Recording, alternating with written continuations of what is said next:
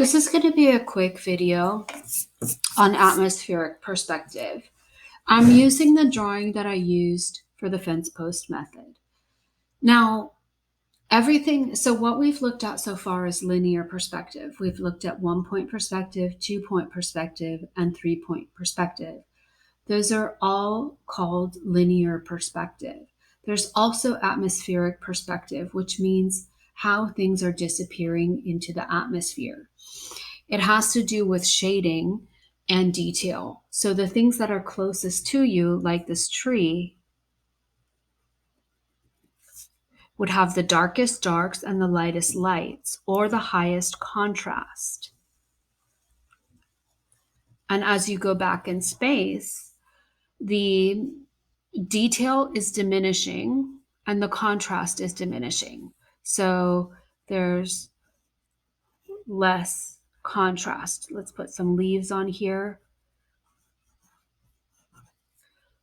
And the outline could be fuzzier or blurrier.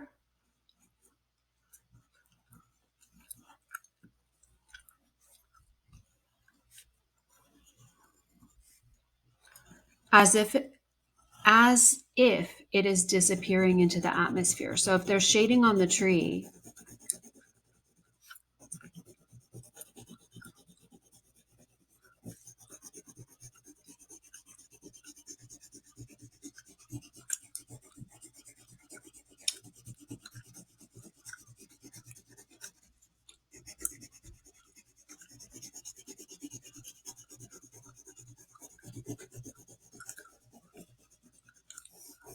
I'm trying to do this quickly, so it's just kind of a sketch to illustrate an idea.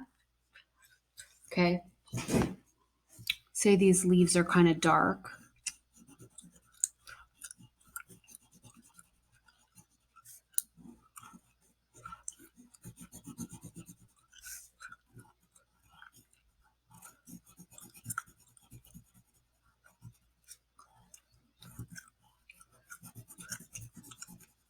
And then if I go to a tree, I'm not going to do every leaf because that will take too long. But if I go to a tree that's a little farther back, I'm going to use a dark gray instead of a black, right? It's not as dark and it's also not as light. You would see less detail.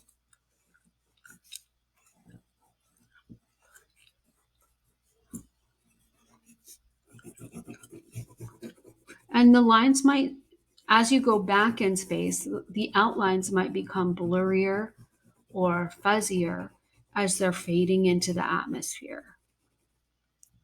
Put some leaves here.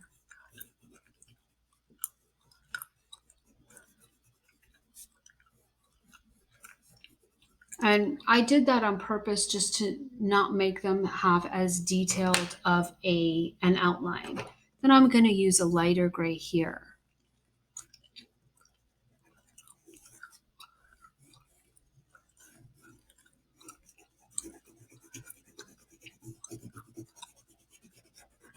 When you get really far into the distance, the trees will seem blurry.